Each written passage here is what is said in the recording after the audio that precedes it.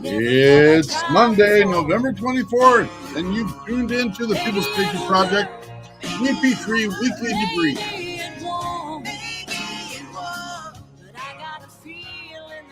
Right now, you're listening to WeP3 Radio, proudly produced in the partnership of Reason Across America Radio. Together, we share a mission. Remember the fallen, honor those who have served, and teach future generations the value of freedom. Freedom is shared by the brave men and women who have worn our nations and communities united. Stay tuned for People's Patriot Project Weekly Debrief. Now playing on WeP3 Radio, Don Rex, Painkiller.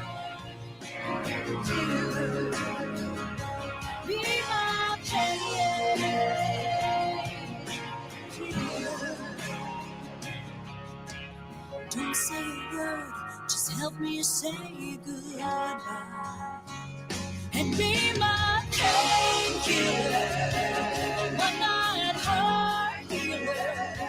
Give me whatever you got, baby, make this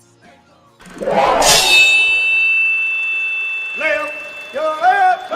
Left, right, your left. You got it!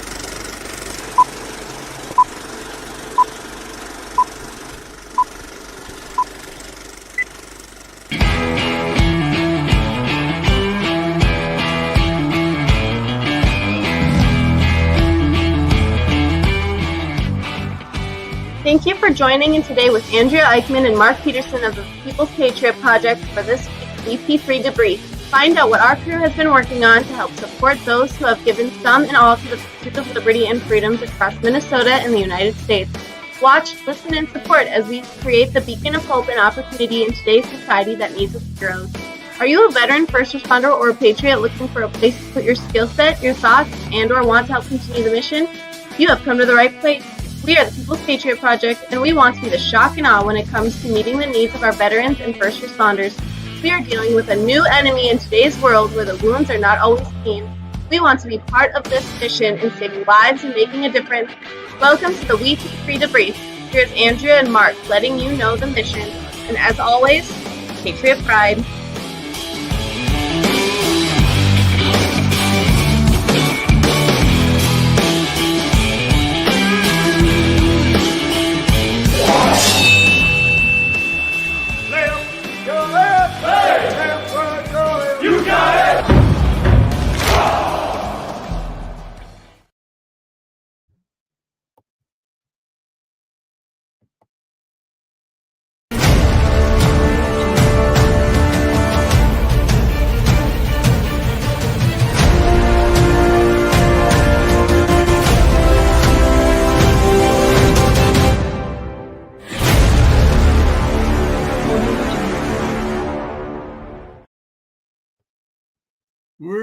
We're here. It's Monday. And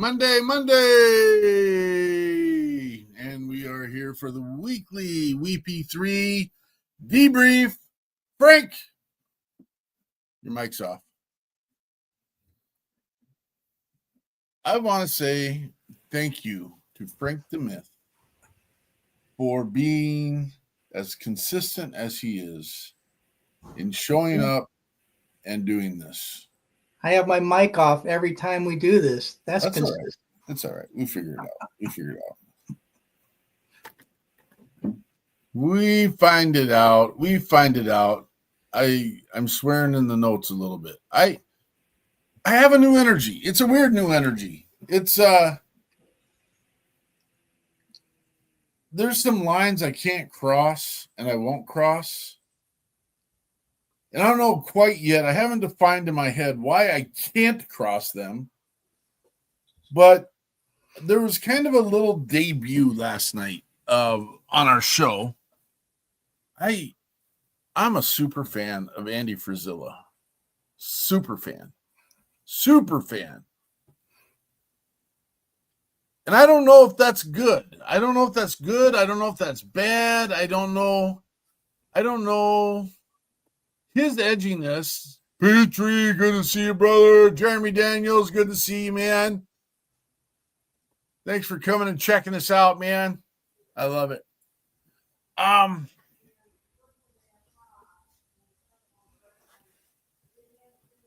I am attracted, not in a weird way, attracted to Andy Frisella and his persona and who he is and how he reacts and the way he speaks.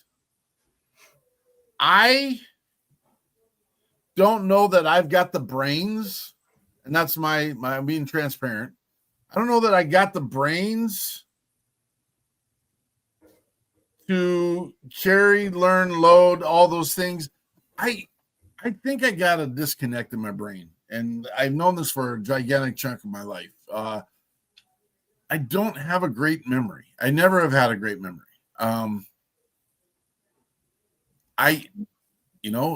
Join the club, man. Yeah. I don't know if I'm joining the club, but I'm right there. Memorization and so I listened to one of his clips probably no less than 30 times this morning.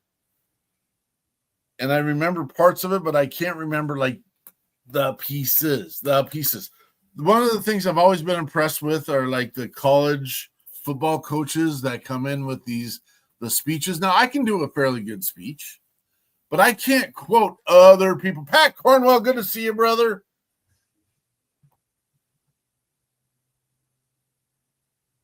You downgrade. Yes, I'm a downgrade from Cody High School. Yes. No, that's not true, buddy. This is the guy that graduated, I think it was a year behind me. Yeah, it was a year. Yeah, he's a class of 1990. I'm the class of 1989. Brian Gibson, good to see you, brother. Yes, I did graduate from Cody High School. You are correct. 1989. Yeah. You were a young guy. You thought I was Come on, Frank. I told you I'm way older than I put it out. You look younger than that. I mean, it's a filter. It's a lens. That's what everyone's doing on social media these days. They're putting on these filters and lenses. They make you look pretty. I graduated in the mid-70s. Well, we're not too far off. 4 years ago. Okay, great, Abe Lincoln. So I wonder if it is a value to release the new energy. And it's not a new energy, it's the me energy that's always been there, but I downplay it and I pretend a lot of times. Do you know that, Frank? I'm not a very nice person most of the time. Well, if we were standing and looking at each other, it'd be like a reflection. Okay, all right. So you're not a very nice person either. Before I retired in 2007, I had way more people mad at me in the Pentagon than like me. Because my boss, the general, told me to take the program that I was working on and run with it as far as I could take it. I did. And I didn't let anybody get in front of me. Did you? No one did it get where you wanted it to go? It got beyond where I wanted to go. I mean, it got you out of where you wanted to go. Oh, it was an amazing thing. I mean, we ended up with 2 active duty units, TO&E units. Well, I think they were TDA, but 2 units of interpreter translators in the active Army. In less than 4 years. Went from nothing to 2 units and then one in the Guard and one in reserve. And that just launched a whole nother like linguistic branch of the Army. We've always had people, language people, like, you know, even Sure. back in World War II, and The code talkers. the Marines had the code talkers. Yeah. But we've never had a group, as far as I know, of active duty people whose first language was being used to interpret and translate. Now they have a big brigade out in Utah, National Guard folks that are very good linguists. I mean, they're exceptional, but they're not native speakers for the most part, or heritage speakers. Do you know how long the linguistic school is for the Army? Depends on the language. They're all different. I think the longest language might be Chinese, if I'm not mistaken, but I don't remember. And they were talking about raising the standard and making the course longer, but some folks go for a year, I think. You know, so that was when they recruited, they didn't recruit him, he went in, but the ASVAB score was, and this is a proud papa moment, was so high that they're like, we want you to do intel linguistics. Yeah. And it was, to start was a minimum, his start was 7 years. Yep. 7 years. That's not even the enlistment. That was the AIT. And I'm like, that's up to you, buddy. He did. Well, it's more than just a language. It's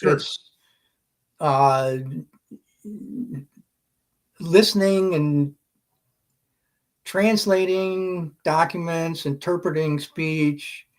You got to really be wired for that stuff. I could never do it.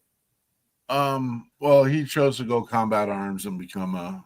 Yeah, well, it's a long story. It's probably for another show. He wanted to do the fun stuff. That's what he wanted to do. My buddies tried to talk me into going infantry, but I picked air defense artillery. And there was a young lady involved who I thought I was going to marry, but it didn't work out that way. Oh. Yeah. What number would that have been on the list? Well, at that time, it would have been number one. But number one. I hadn't been married before, but turned out to be a good thing that didn't happen. Because do you think it would have worked out the way you wanted it to? No.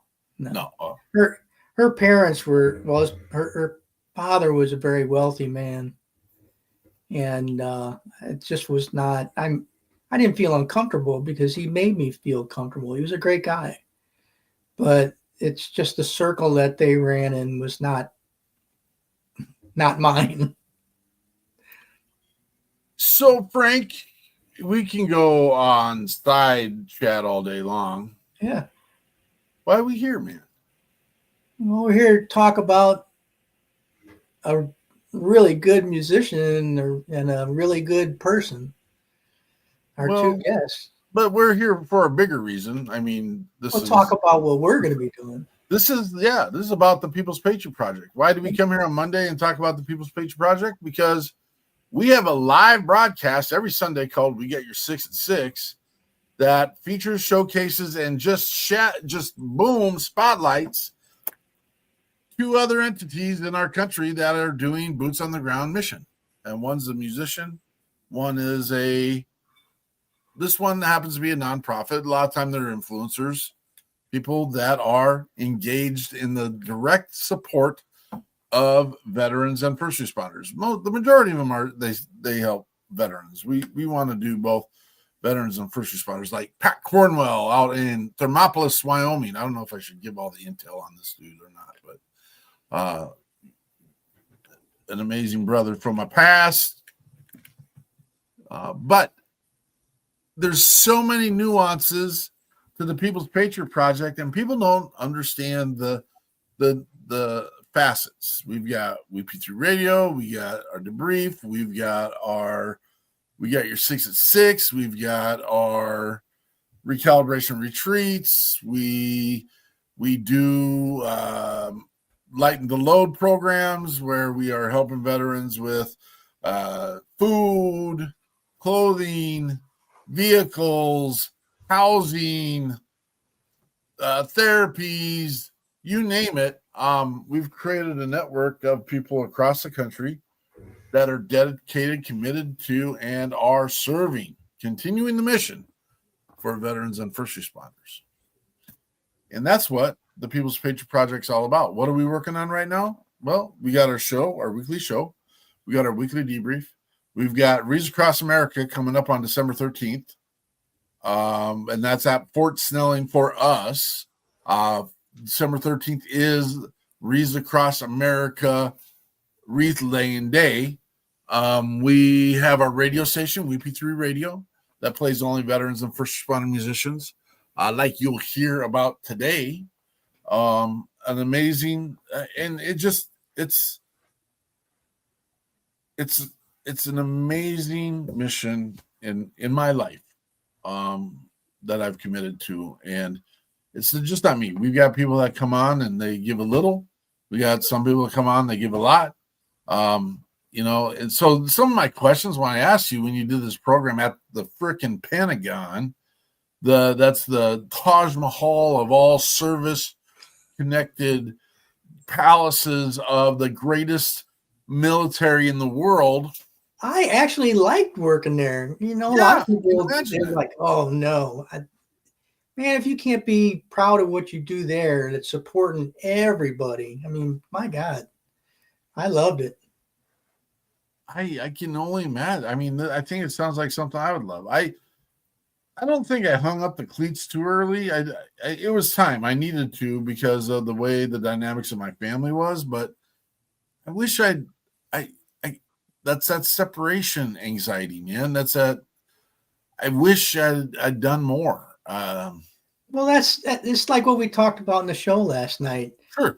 The people that have served, it doesn't matter how long you serve. You always, when you're done, you wish you'd stayed longer and did something else. There's always something else you can do. And I got classmates that were in the Army for 30, 35 plus years. And, it's like, well, why don't you retire? My TAMS clerk, Sergeant DeRocher, I don't know why sometimes you just get stuck in a spot and there's no forward motion. Yeah, there's just only so far you can go. But he was an E8 Master Sergeant, and I don't know why he wasn't the all command sergeant major lifetime guy ever. I think when he retired, he had 42 years in. Oh. Well, I knew it was time for me to retire. Yeah. Well, this guy was like 7'7". Yeah. He had like size 18 boots. And I was just like, he walked around and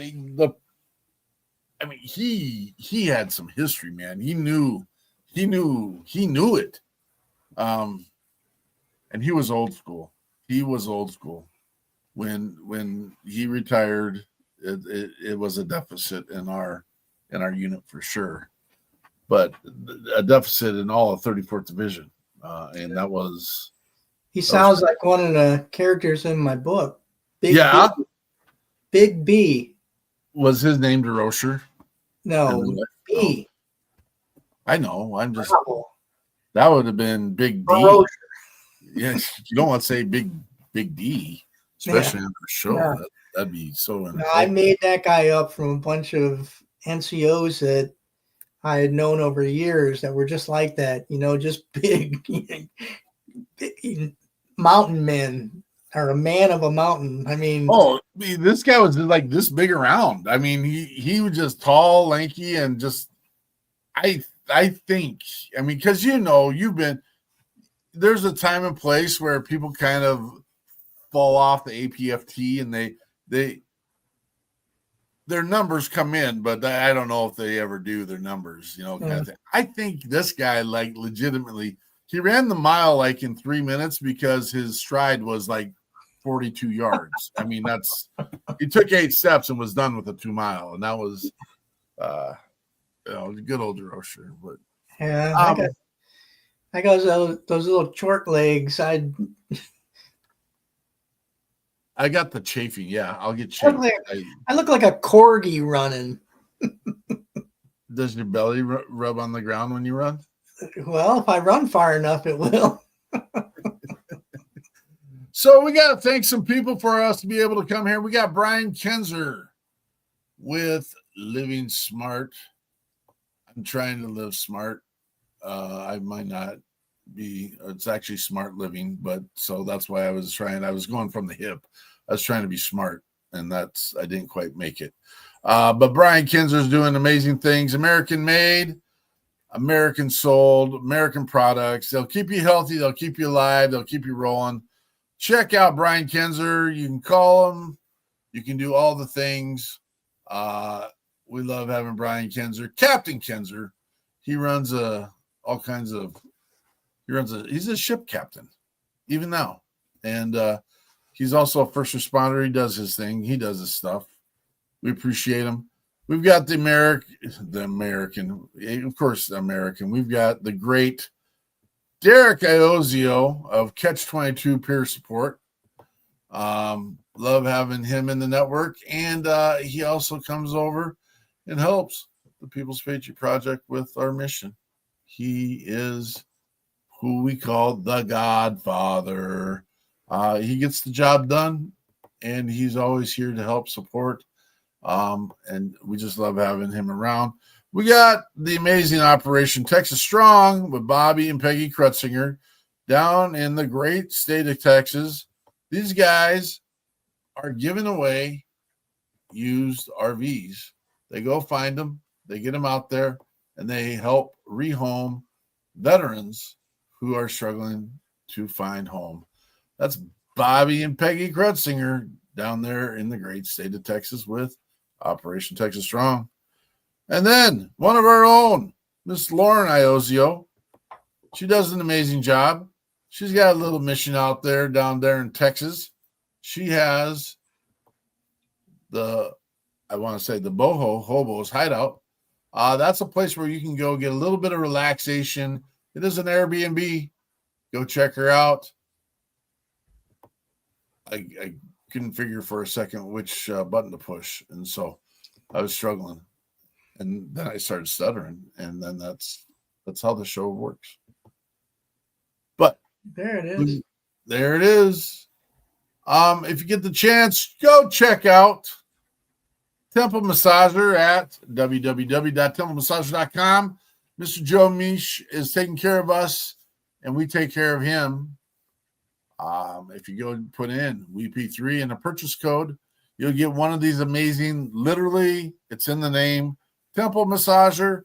It gives you a little bit of that olfactory essential oils. You rub the stuff in the face, and it makes you, when you get the dog, you find a spot on the dog where his leg moves. Some people call it the tickle spot. I'm not sure what I call it. But you put that Temple Massager and makes your eyes kind of roll back. It's probably not appropriate to take pictures when you're doing that, but when we had Joe on the show, I was using, and I haven't set my studio up yet. I don't even know where it's at. We got too much stuff going on in the house, but I think I did even fall asleep during the show while I was using the Temple Massager. So use it good. It's amazing. And that's that. So tell me your recollections of last night's episode, Mr. Frank. Well, I was really tied into our guests last night. It's funny how many times we have people come on the show and before the show's over, there's this link between the two guests. And this time I felt linked in too.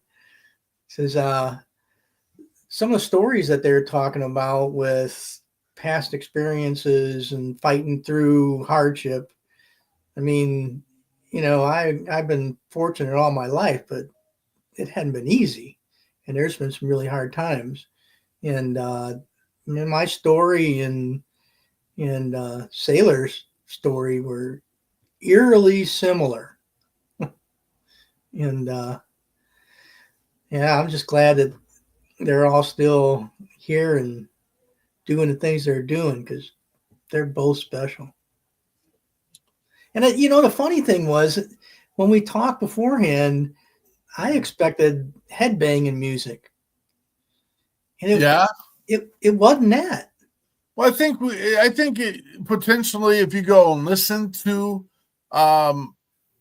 David Sailor Bryant, he does have a bunch of stuff out there, but that's not his number one streams were the ones we played last night, and he wanted to get those out there. But amazing. Sarah Lee, the joke came out later. I get it, folks. Sarah Lee, yeah. But she runs Waypoint Vets, and what an amazing mission that is, where she is taking veterans out of their home, taking them on a trip. They have physical activity, bike riding's her motif, but they take them to special places across the country so they get a chance to kind of view, be part of. I was a little disappointed. They're working on it, but they hadn't had the chance to hit the Teton National Park outside of Yellowstone National Park. It is one of the most amazing places in America. Michael John, thank you, brother. Good to see you, man. Good to see you. But if you get a chance, I'm trying not to be crabby right now. There's some stuff going on in the background. Tell me more of your thoughts about Sarah while I'm doing a little bit of trying to get some information. Well, it's interesting that she would pick a physical activity to try to come out of a time of personal challenge. And again, it's the same thing I faced, not as bad as, some of the stuff that she was working through, but the physical challenge I took lasted 60 days. And I don't know how long it took her to go 4,000 miles on a bicycle, but it had to have been months or maybe years, I would imagine.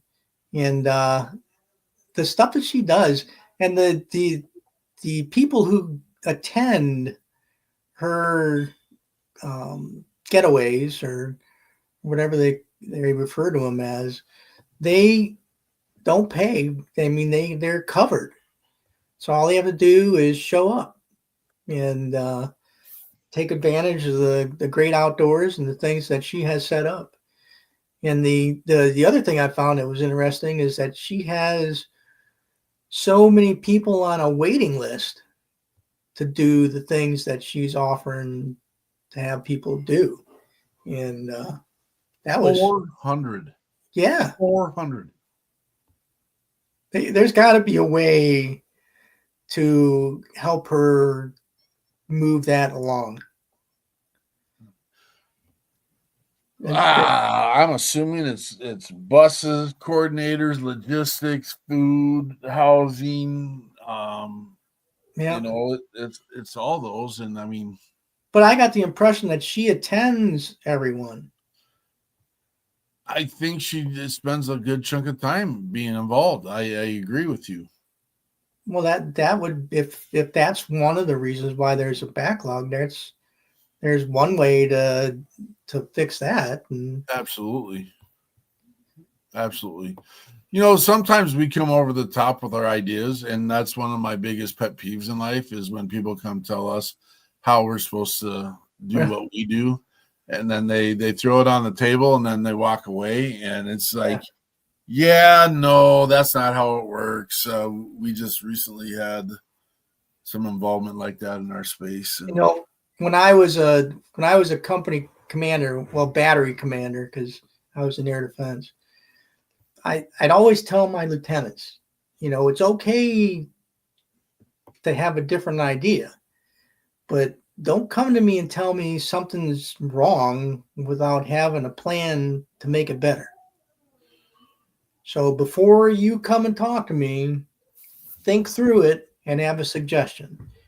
And is it okay? I like it, Michael. And Michael, just to give everyone a heads up, Michael is the founder and the director of Hellfish Haven. You can check them out at hellfishhaven.org. Working it, driving it, doing it. He does. I don't want to outspeak, so it's been a minute since we've been in that conversation, so I don't want to outspeak what his mission and who they are, who he's working with, and all the pieces. But is it okay in the mix of chaos to say, "Hey, Frank, stuff's broken"? It depends. I mean, if you're engaged with the enemy, no. You got to have faith in your commander and his choices, and you got to execute the plan viciously. So let's call it an after-action report. And so we're sitting there. Afterwards, you can critique and have. We said we pooped the bed. We pooped the bed. At the point of the spear, you better be marching to the orders and getting it done. Sure. Yeah. I mean, and let's face it. There's some missions that you're in and you're going to have to about face. There are some missions that you're going to have to left, right. There's some missions that haven't fully been planned. There's some missions that you didn't have all the intel you should have had. It could be wrong intel. It could be, hey, I was expecting it to be red and it's actually blue now. Yeah. I mean, there's a lot of factors that change. I do think we got a great and amazing intelligence world that allows us to do the best we can with what we got. But let's be honest, it's not always going to be. So when do you drive into the mission knowing that this is going to sting? How deep do you go in and before you say, you know what, I want to come back from this? Well, some of the best plans don't survive first contact with the enemy. Sure. So you got, and that's what the backbone of our military is our non-commissioned officer leadership. When you make contact with the enemy, that's the point of decision. It's no longer at the headquarters. So we got people, our non-commissioned officer corps, who are able to look at things like that and be flexible. Yeah. I absolutely love being in the Army, and one of the reasons why was the high degree of excellence we have built into our non-commissioned officer corps, and I had some great ones. What do you do? And I don't expect you to have all these answers. I'm planting seeds. I'm planting seeds right now. What do you do when you're the leader and you say stuff's broken? Yep. Let's, as a committee, figure out the solution.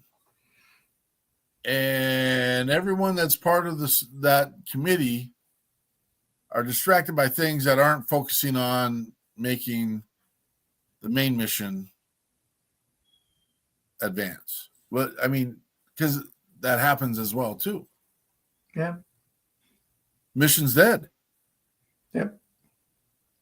There's, every situation's got its own unique issues and problems.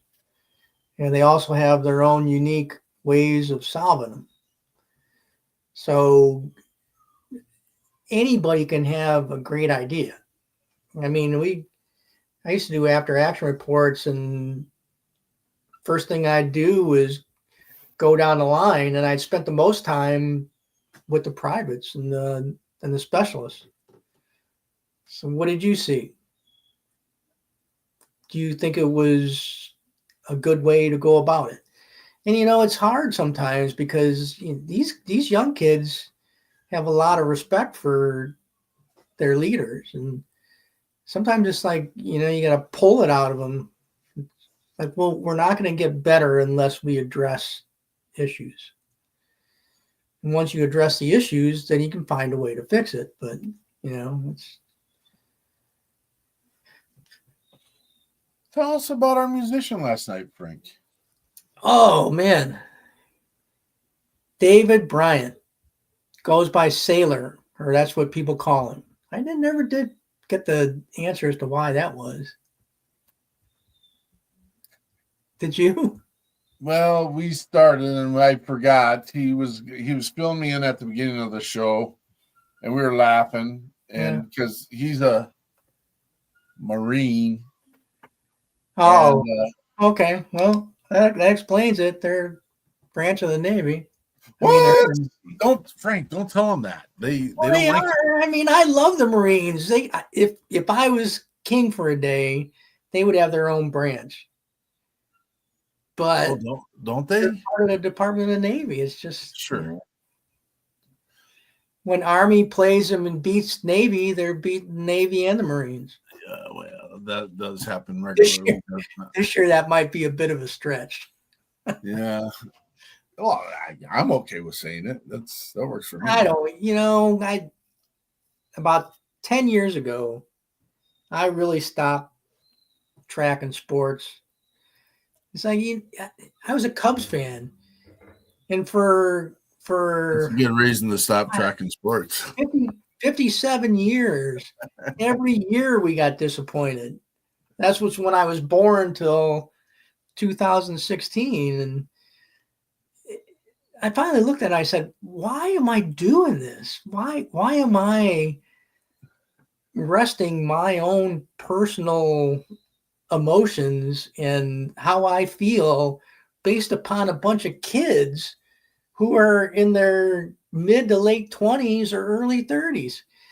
And they don't know who I am. With their balls, but this is... They don't know who I am.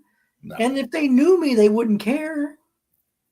So, I finally looked at it and I said, it's nice to watch, but I'm not going to get overly engaged anymore. It's just not.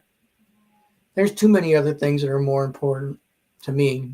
Everybody's got their own, list and stuff. But which one was your favorite song last night? Oh, I like the what was the name of it? The Devil in Me. I agree. That, the reason why I am not a heavy drinker was my family. And I had a lot of issues in the family with people drinking too much. And my dad was one of them. And my mom told him one day, you got to make a choice. It's either the drink or it's your family. And thank God he chose the family because I love my dad. Both of our guests last night said that was a piece that they kind of curtailed in their life and they wanted to push that to the side because of their path.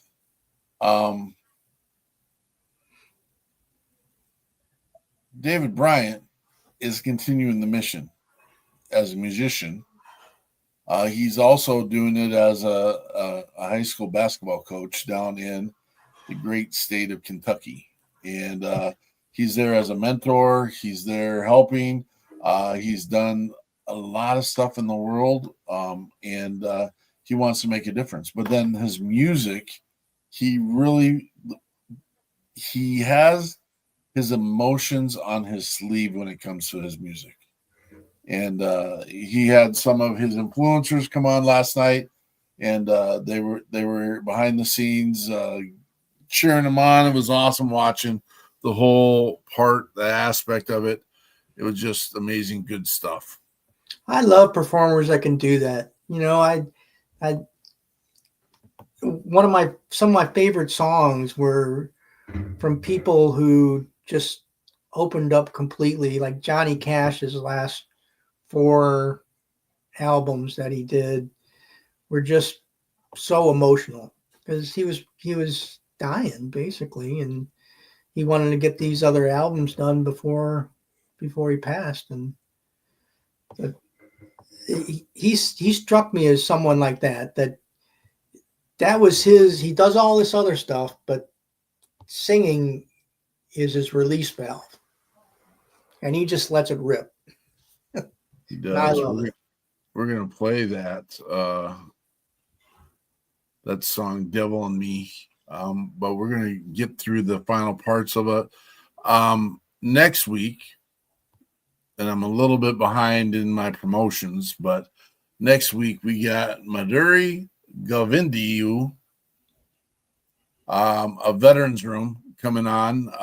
She's a therapist. She has a heart and passion for veterans, and she wants to make sure they get. And then we got the music of David Brown. Excited to have him, new musician to our network. We are so blessed in all the pieces that we get to be part of. Our musician, David Bryant Saylor, it can be heard on WeP3 Radio right now as we speak. Go check him out. It is an amazing transition for it. He does a great job. Again, there's positive. I'm stalling, Frank. I'm trying to find our last clip that I need to put up here because we are less than 3 weeks away from December 13th, and it's really important across the country that we are honoring, supporting, remembering, and learning about those who have already laid their lives down for all of us. All of us get to lay our big fat heads on the pillows of freedom because of the men and women that are laying in those graves and who have served our country and served our community. So there is a chance for you to get out there and sponsor a wreath. It is $17. I think it's just a small piece, a small gesture. I know that we have over not quite 200,000 wreaths to put into Fort Snelling. And it just doesn't have to be Fort Snelling. If you have members anywhere in any grave, cemetery, not any grave, that you would like to be honored with a wreath, reach out to us. We'll get you the wreaths. It is going to be a $17 donation to sponsor that wreath. But at the end of the day, you get to go and honor, remember, and teach and learn about those amazing people that are laid to rest because they were part of something bigger than the rest of us.